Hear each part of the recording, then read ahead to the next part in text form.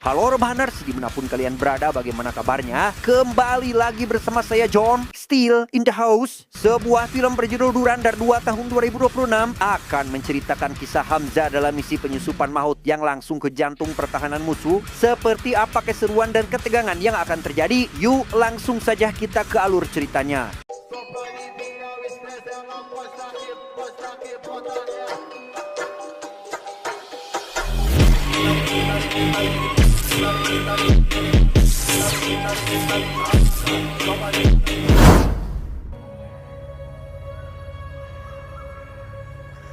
Cerita diawali dengan memperlihatkan kilas balik masa lalu Hamzah yang kala itu masih bernama asli yakni Jirat, sedang mengantarkan sahabatnya bernama Gofar menemui gembong narkoba bernama Tafif untuk mengambil barang haram pesanan ayahnya. Tak hanya itu, si ayah juga memesan senjata api kepada mafia ini untuk alasan perlindungan diri karena rupanya ayah Gofar bekerja sebagai kurir di dalam jaringan si mafia ini. சரி கிளம்பு பணத்தை கீழே கொடுத்துட்டு போ கண்டிப்பா அடுத்த வாட்டி பொருளை வாங்குறதுக்கு உன் அப்பா வரணும்.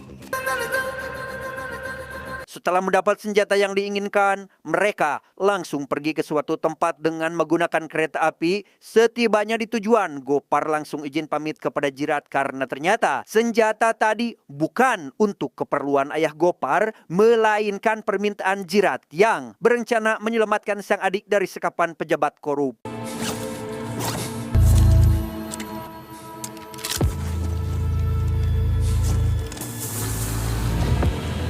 Dengan penuh kehati-hatian, Jirat langsung menyusup ke kamar yang kebetulan si pejabat korup itu ada di sana. Jirat sempat menahan tembakan untuk menanyakan keberadaan sang adik kepadanya. Namun alih-alih menjawab, si koplok pejabat ini malah diam-diam mengambil senjata yang ada di meja sehingga...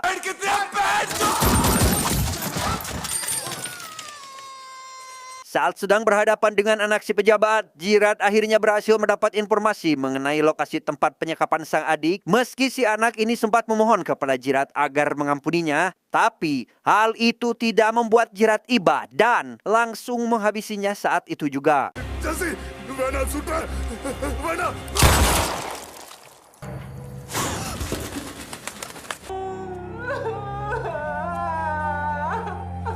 Akibat penyerangan berdarah terhadap keluarga pejabat itulah, Jirat akhirnya diseret ke meja hijau untuk diadili. Pengacara Jirat berdalih bahwa aksi kliennya itu adalah hal wajar karena sang pejabatlah yang terlebih dahulu menghabisi ayah Jirat demi bisa merebut tanahnya. Namun meski si pengacara telah berjuang habis-habisan mengungkap konspirasi kelam itu, semuanya sia-sia karena kekuasaan si pejabat terlalu kuat hingga akhirnya Jirat tetap dijatuhi vonis hukuman mati. Your Honor, நம்மளுடைய இந்திய சட்டத்தையே அவமதிக்கிறதுக்கு சமம்.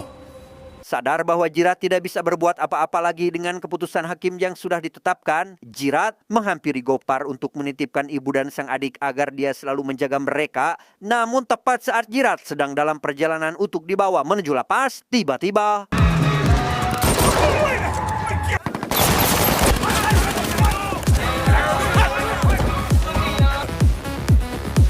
Rupanya aksi penyergapan tadi adalah ulah Biro Intelijen yang tak lain adalah Sanjay agar bisa membawa Jirat ke markas. Sanjay menawarkan kesepakatan kepada Jirat untuk bekerja di bawah naungannya dalam menjalankan misi Dhurandhar, yaitu penyusupan ke jantung organisasi teroris di Pakistan. Dengan fakta bahwa Jirat memiliki latar belakang darah militer, tanpa ragu ia pun langsung menyetujui kesepakatan dengan Sanjay. காயப்பட்ட சிங்கம் ரொம்ப ஆபத்தானது. Setelah 2 tahun Jirat menjalani pelatihan khusus dan menguasai berbagai kemampuan yang diwajibkan, Sanjay memberitahu Jirat bahwa pemerintah akan mengirimkan dana sebesar Rp30.000 setiap bulan kepada keluarganya sebagai bentuk uang kompensasi. Sanjay juga memberikan identitas baru kepada Jirat dengan nama Hamzah yang berarti singa, dengan harapan besar agar Hamzah mampu menjelma menjadi penguasa tangguh di tengah hutan musuh yang akan disusupi nanti. வீரமானசிங்கம் நீ மொத்த காட்டையும் ஆளணும். Itulah sekilas tentang masa lalu Jirat atau lebih dikenal dengan nama Hamzah yang kini sedang menghadiri pemakaman Rehman. Kematian ketua geng ini membuat para pengikutnya sangat sedih karena telah kehilangan orang yang selama ini menjadi panutan mereka. Namun di tempat berbeda, geng yang lainnya justru larut dalam pesta karena sang rival telah tiada.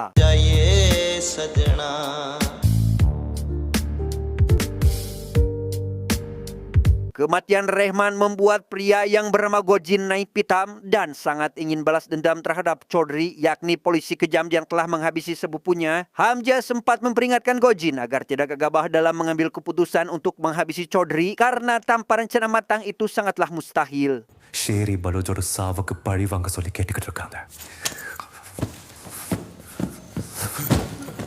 Hamzah berhasil membawa orang dari geng lawan yakni geng Arsad Papu bernama Rizwan yang sebenarnya dia adalah agen mata-mata India. Rizwan mengatakan bahwa Arsadlah yang telah memberitahu Chaudhry mengenai lokasi dan waktu yang tepat untuk menghabisi Rehman. Mendengar kenyataan itu, Gojin yang sangat murka pun langsung menyuruh semua anak buahnya untuk memburu si Arsad saat itu juga.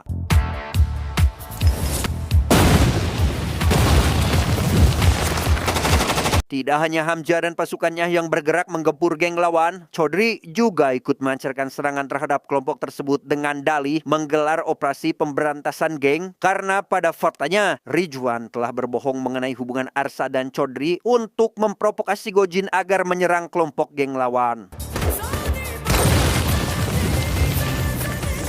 Meski sebagian besar anak buah Arsad telah dihabisi, namun keberadaan Arsad sampai sekarang masih belum juga ditemukan. Hamzah yang menyadari bahwa Arsad pasti bersembunyi di suatu tempat pun langsung memerintahkan seluruh anak buahnya untuk membakar habis kawasan persembunyian si Arsad.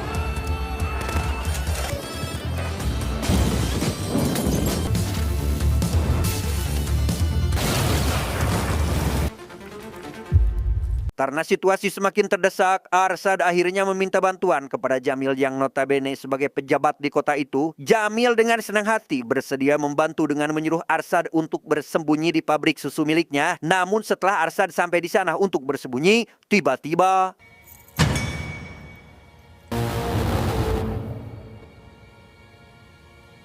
ya, rupanya semua itu rencana Hamzah CS untuk meringkus si Arsad yang telah berkoordinasi dengan mertuanya yakni si Jamil. Tanpa menghamburkan durasi, Gojin yang sudah murka pun langsung menghabisinya saat itu juga.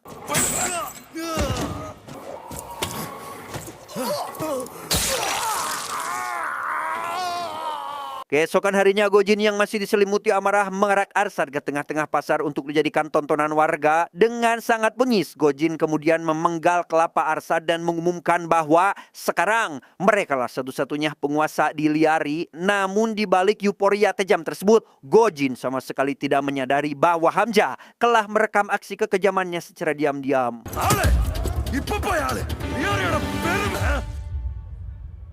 Rekaman itu ternyata dikirim ke presiden yang membuatnya sangat marah karena selama ini publik tahu geng Baloch sangat dekat dengan pemerintah. Demi menjaga stabilitas politik agar tetap terkendali, sang presiden akan mengambil tindakan ekstrim dengan cara melabeli geng Baloch sebagai kelompok ekstrim yang dilarang di negaranya. Sang presiden yang sudah muak dengan kelakuan Gojin sempat berniat untuk mengeksekusi pria itu di tempat. Namun Jamil menentang keras ide gegabah itu karena berpotensi memicu gejolak politik baru. Sebagai gantinya, Jamil menyarankan menggunakan undang-undang anti teror untuk meringkus Gojin secara legal, lalu menyewa orang untuk menghabisinya di dalam sel, sehingga dengan cara itulah mereka tidak bisa disalahkan atas kematian si Gojin nantinya.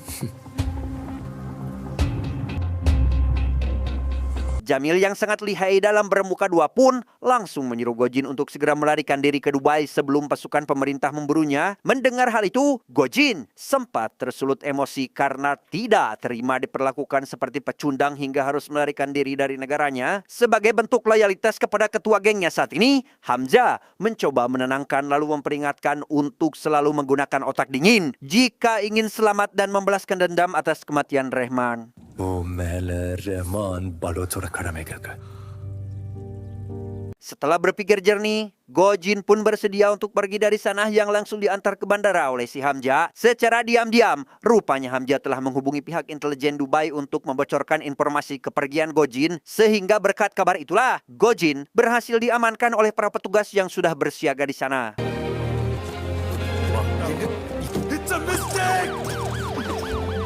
Pada akhirnya, lewat strategi jenius itu, Hamzah berhasil menyingkirkan satu persatu penguasa Liari hingga berhasil memegang kendali penuh atas geng Baloch. Karena pada kenyataannya, siapapun yang berhasil menguasai wilayah Liari, maka dia akan menjadi penguasa mutlak atas Karachi. Dan siapa yang berhasil memegang Karachi, dialah yang bisa mengontrol penuh atas pusat politik Pakistan.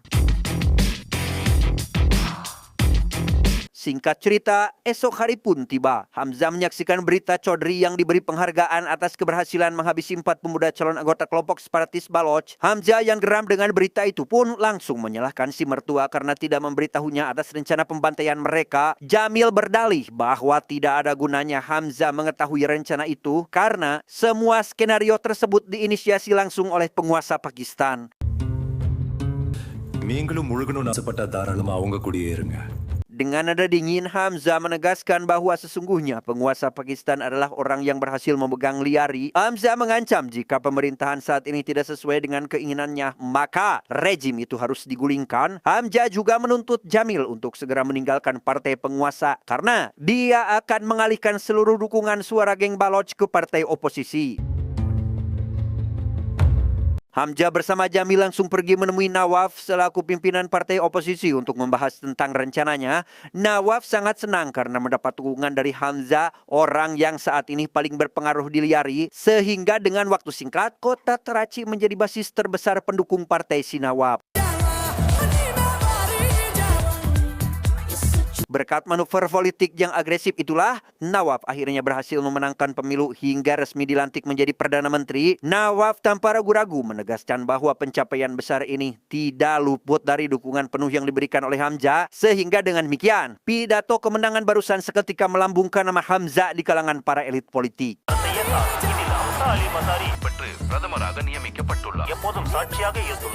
Tidak hanya dihormati di kalangan para petinggi politik, Hamzah juga mendapatkan tempat yang sangat terhormat di hati masyarakat suku Baloch. Atas segala kontribusi dan pelindungannya, Hamzah bahkan dianugerahi gelar sakral yaitu Sir-e-Baloch, sebuah penghargaan tertinggi sebagai sosok yang paling dihormati di semua komunitas Baloch.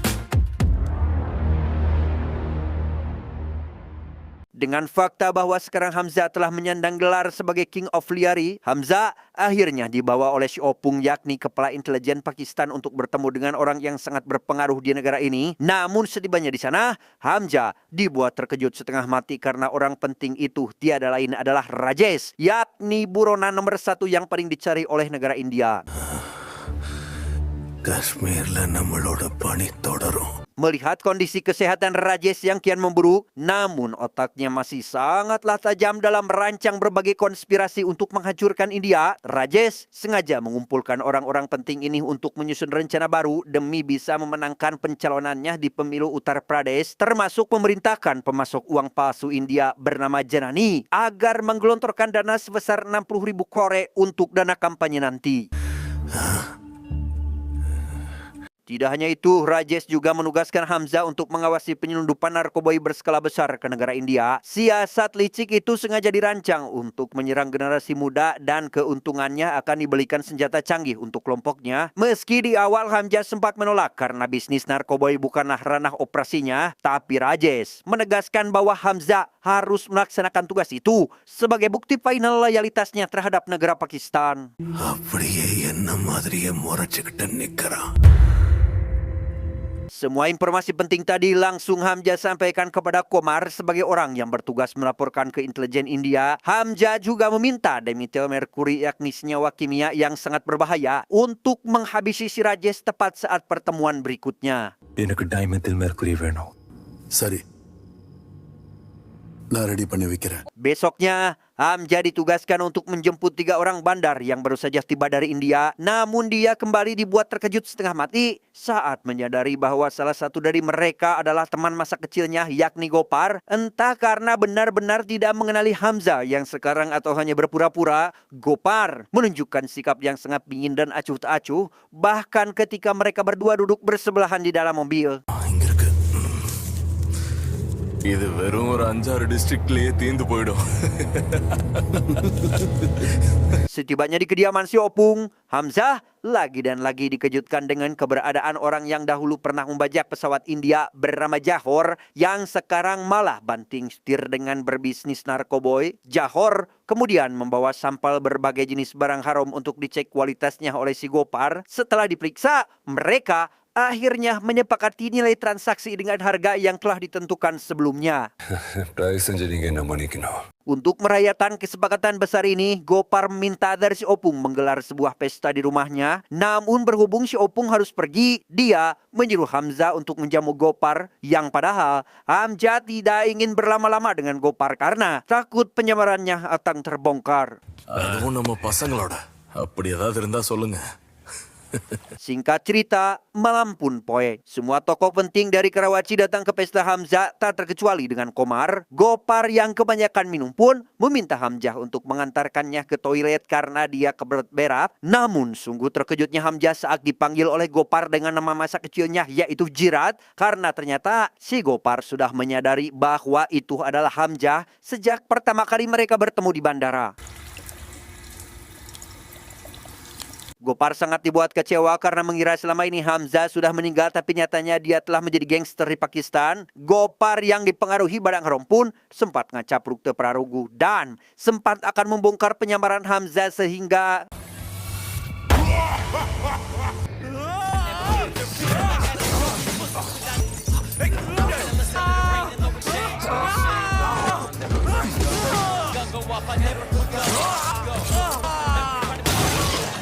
di tengah kepanikan yang kian memuncak, Komar tiba-tiba masuk ke dalam toilet dan terperangah saat mendapati Gopar yang rupanya sudah modar. Sadar bahwa situasi ini dapat menghancurkan seluruh misi rahasia mereka. Jika Hamzah sampai tertangkap, Komar pun akhirnya rela berkorban menjadi pelaku pembunuhan Gopar dan lekas menyuruh Hamzah untuk segera pergi dari tempat itu.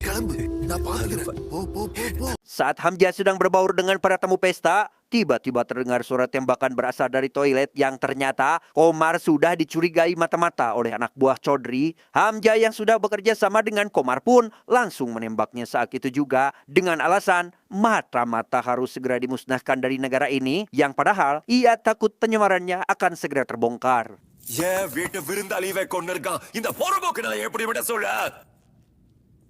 Aksi tadi malah menjadi bumerang bagi Hamzah karena Chaudhry mulai mencurigainya sebagai mata-mata, apalagi setelah mengetahui bahwa Hamzah dulu pernah bekerja di warung si Komar saat dia baru masuk ke kota Liari. Chaudhry yang tidak ingin kecolokan lagi pun langsung menyuruh anak buahnya yang bernama Samsul untuk segera melakukan penyelidikan.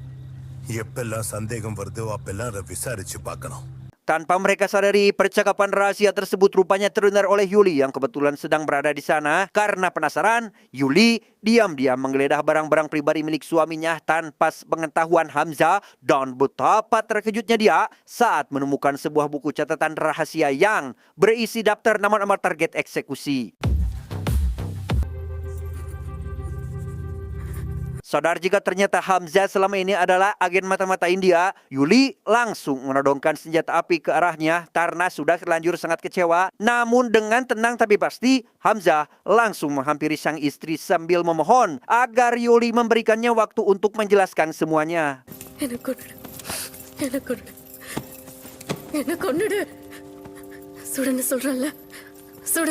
Tanpa menutupi apapun, Hamzah langsung berterus terang mengenai identitas aslinya yang selama ini disembunyikan. Hamzah menegaskan bahwa musuh sejatinya bukanlah negara Pakistan, melainkan jaringan teroris kejam yang telah membantai banyak nyawa yang tak berdosa di India. Sebagai jaminan atas ketulusannya, Hamzah bahkan berjanji bahwa begitu misi besar ini selesai, Yuli sepenuhnya berhak untuk melaporkan Hamzah ke pihak berwajib. Nah, yaran இந்த உலகத்துக்கு நீ வெளிச்சம் போட்டு காட்டிக்கோ. Singkat cerita, Chaudhry mendapat laporan intelijen mengenai Hamzah yang menemui kelompok Baloch untuk merencanakan pembebasan Gojin saat dia akan pulang ke Pakistan. Chaudhry yang dibuat marah karena sekarang Hamzah mulai melewati batas pun langsung menyuruh Samsul untuk pergi melakukan pengamanan terhadap Gojin. Sementara dirinya akan pergi ke rumah Hamzah untuk segera menghabisinya. Rencana busuk Chaudhry rupanya telah terendus oleh Hamzah berkat informasi berharga dari salah satu polisi yang masih waras. Hamzah yang mengetahui hal itu pun melapor pada si Chaudhry untuk memberitahunya bahwa dia sudah menyiapkan kejutan untuk Chaudhry sehingga Beberapa minggu kemudian, Gojin akhirnya diadili di pengadilan Karawaci yang membuatnya harus mendekam di penjara. Hamzah lalu menjenguk Gojin untuk memastikan bahwa keselamatannya akan tetap terjamin selama berada di dalam sel. Bahkan Hamzah memberikan segepok uang untuk menyogok kepala sipir agar dia memberikan perlindungan ekstra terhadap Gojin.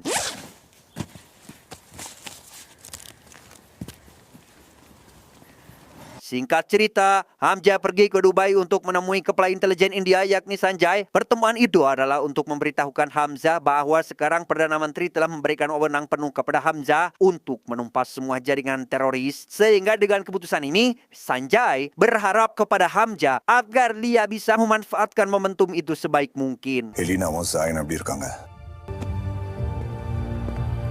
Sanjay yang mendapat informasi krusial dari Hamzah bahwa Rajesh berniat menyusupkan kembali uang palsu senilai 60.000 krore ke India. Sanjay langsung meminta anak buahnya untuk mengumpulkan data intelijen karena dia akan menghadap Perdana Menteri demi memberikan pengarahan terkait pengaktifan operasi Green Left untuk melacak semua uang palsu yang sebagian telah masuk ke India. அதுவும் இவ்வளோ fake currencies உள்ள வந்ததுக்கு அப்புறம் ரொம்ப கஷ்டமாயிடும். Tepat pada tanggal 8 November, pemerintah secara resmi mengeluarkan kebijakan demonetisasi, yakni mencabut status semua mata uang pecahan 500 dan 1.000 rupiah yang beredar di masyarakat, sehingga kebijakan ini membuat Janani kalang kabut karena semua uang palsu yang sedang dicetak memiliki pecahan yang diblokir oleh pemerintah India saat ini.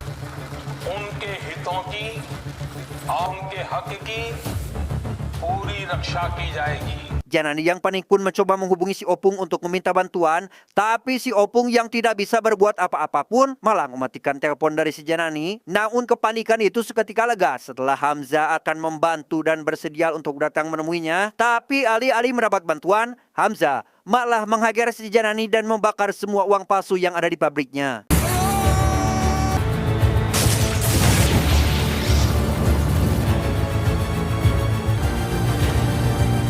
Di India sendiri, Sanjay menemui Kepala Polisi Uttar Pradesh untuk menyerahkan semua bukti keterlibatan Atif dengan kelompok separatis Pakistan, sehingga Atif pun tidak bisa mengelak lagi dan langsung ditangkap oleh pihak berwajib.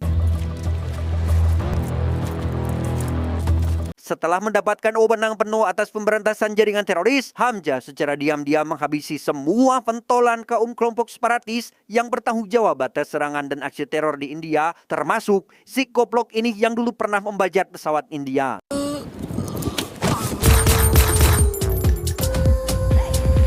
Karena banyak anggota separatis yang dibunuh oleh orang yang tidak dikenal, Hamzah ditelepon oleh si Opung untuk memberitahunya bahwa Rajesh ingin mengadakan pertemuan mendadak. Tidak ingin menyanyiakan momen emas itu, Hamzah langsung mempersiapkan racun merkuri yang sudah disiapkan, kemudian menempelkan di jari tangannya dengan plaster khusus.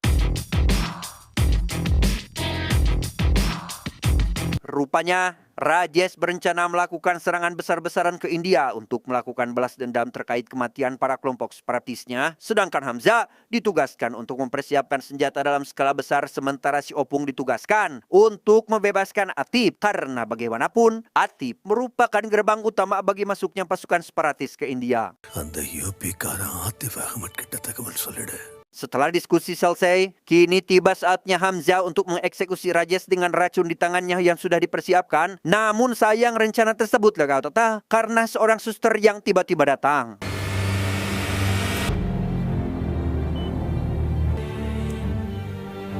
Malam harinya si Opung menghubungi Atif untuk memberitahukan kalau dia sudah menyusun rencana agar Atif bisa keluar penjara. Tanpa mereka sadari, pembicaraan itu didengar oleh sipir yang merupakan orang dari intelijen untuk mengawasi si Atif.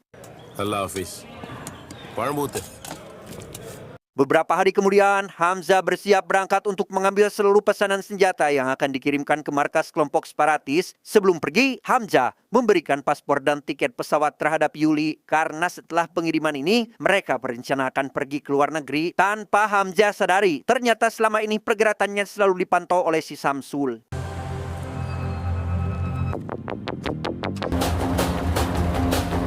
Saat Yuli sedang mengemasi pakaiannya, tiba-tiba dia dikagetkan dengan Samsul yang sudah ada di tempat itu bersama pasukannya. Samsul bertanya kepada Yuli apakah Hamzah merupakan agen mata-mata India yang menjadi dalang dari tewasnya para kelompok separatis. Bahkan Samsul berjanji kalau Yuli berkata jujur, maka dia dan putranya akan selamat. Tapi kalau sampai berani berbohong, mereka berdua akan dihabisi karena telah bersekongkol dengan musuh. நீ வாழ்க்கை முழுக்க ஜாயினோட முகத்தை பார்க்கறதுக்கு வாய்ப்பே கிடைக்காது. Karena tidak punya pilihan lain, Yuli akhirnya membocorkan semua informasi dan identitas asli suaminya kepada Samsul. Sehingga tanpa buang-buang waktu, Samsul langsung melaporkan informasi itu kepada si Opung, yang tepat pada saat itu sedang melihat berita tentang kematian tragis yang dialami oleh si Atib. நம்ம ஆளுங்களோட சாவுக்கு அவன்தான் காரணம். Betapa sangat dibuat murkanya si Opung setelah mengetahui orang yang selama ini dipercaya ternyata agen mata-mata India. Bahkan saking marahnya, dia nekat mempateni si ayah yang selama ini selalu memandang sebelah mata dan meremehkan kemampuannya. Singkat cerita, esok hari pun tiba. Rombongan Hamzah akhirnya tiba di markas para kelompok separatis dan langsung disambut dengan hangat oleh si Opung. Namun semua terasa janggal setelah Ridwan yang selalu menemani Hamzah tidak diizinkan masuk. Sadar posisi Hamzah kini sudah terisolasi, si Opung mulai menyerang psikisnya dengan mengatakan bahwa dia sangat ingin membumi hanguskan negara India sehingga... எனக்கு தெரியுது. Si Opung yang tidak ingin menghabisi Hamzah begitu saja, sengaja membiarkannya tetap hidup untuk menyerang mental lebih lama. Namun bukannya takut, Hamzah malah menertawakan si Opung dan mengatakan bahwa dia mempunyai kejutan untuknya. Dan tebak apa kelanjutan yang dimaksud oleh si Hamzah? பழி வாங்கணுமா வேண்டாமா?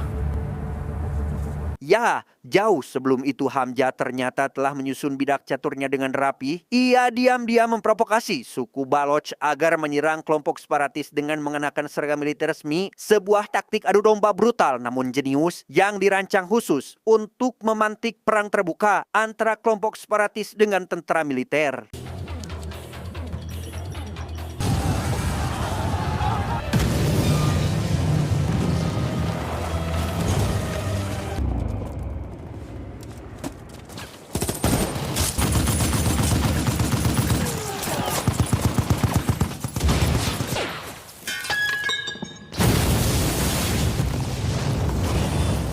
Menyadari markasnya sudah hancur lebur, si Opung akhirnya melarikan diri dengan tertatih-tatih. Hamzah langsung memburunya dan menghujani tanpa ampun lewat rentetan serangan bertubi-tubi hingga pertarungan sengit akhirnya tak terhindarkan antara dua pria begundal ini. Meski Hamzah sempat terpojok akibat rantai besi yang meliritnya, namun hal itu justru memicu lonjakan adrenalin yang melipat gandakan kekuatannya sehingga...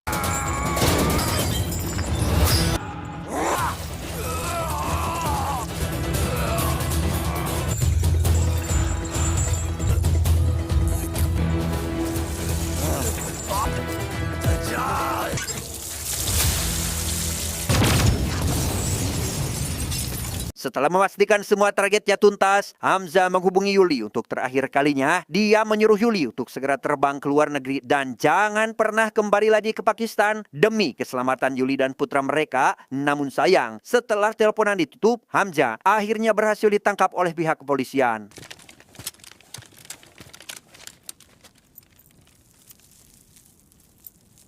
Hamzah langsung disiksa habis-habisan oleh Samsul agar dia mengatakan siapa yang terlibat dalam misinya. Hamzah tetap diam meski tubuhnya penuh dengan luka, tidak ingin berkhianat kepada negaranya sendiri. Di tengah penyiksaan itu pula, Hasan selaku kepala intelijen Pakistan tiba-tiba ditelepon oleh Sanjay untuk segera melakukan negosiasi. உங்ககிட்ட இங்க ஆள் ஒருத்தன் இருக்கான். கொண்டு வந்து சேர்த்துருங்க. Intinya, Sanjay mengancam akan membocorkan pertemuan rahasia antara Hasan dengan pihak musuh Pakistan terkait penjualan rahasia senjata nuklir. Hal itu justru membuat Hasan dilema karena tidak mungkin melepaskan mata-mata begitu saja. Namun jika menolak, rahasia pengkhianatannya terhadap negaranya sendiri yakni Pakistan yang jauh lebih fatal pasti akan dibocorkan ke publik oleh Sanjay. அந்த பையன் மர்கலா ஹில் பக்கத்துல பத்திரமா வந்து சேரணும். யாரும் ஃபாலோ பண்ணக்கூடாது. Hamzah mencoba memberikan solusi dengan melemparkan tuduhan mata-mata kepada Gojin yang saat ini mendekam di penjara, sehingga Hasan yang tidak punya pilihan pun dengan terpaksa akhirnya menyetujui rencana Hamzah karena sebenarnya Hamzah sengaja membiarkan Gojin untuk tetap hidup demi bisa mengantisipasi situasi darurat seperti ini. Setelah kesepakatan disetujui, Hamzah akhirnya dibawa menuju bukit perbatasan untuk dijemput oleh seseorang dan tebak siapakah orang yang akan menjemput Hamzah.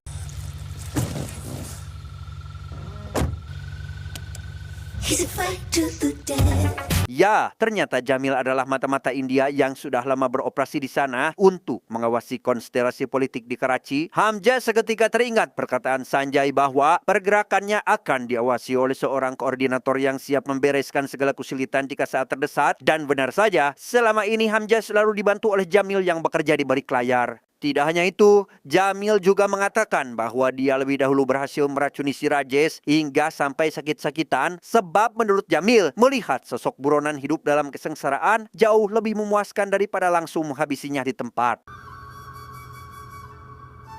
ini அவங்கள மறந்துடு. Setibanya di India, Hamzah juga disambut dengan pelukan hangat oleh Sanjay yang sangat bangga dengan agen terbaiknya. Sanjay menyuruh Hamzah agar segera beristirahat karena besok akan ada interogasi penugasan dari pihak komando pusat. Keesokan harinya saat Sanjay sedang menikmati sarapan, tiba-tiba bawahannya datang membawa kabar mengejutkan bahwa Hamzah sudah tidak ada di kamar hotel. Rupanya Hamzah diam-diam telah berada di stasiun kereta untuk pergi menuju kampung halamannya karena sudah sangat rindu dengan adik dan juga sang ibu tercinta.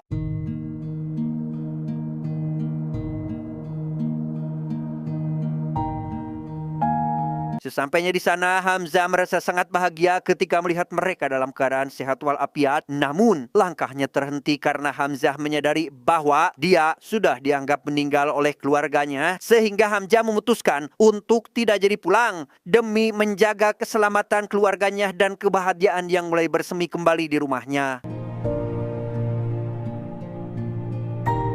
Tamat ending yang sangat menghamjakan.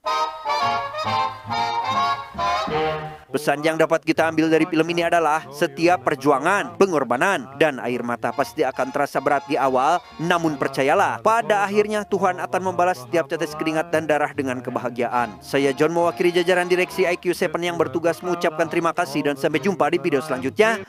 Adios.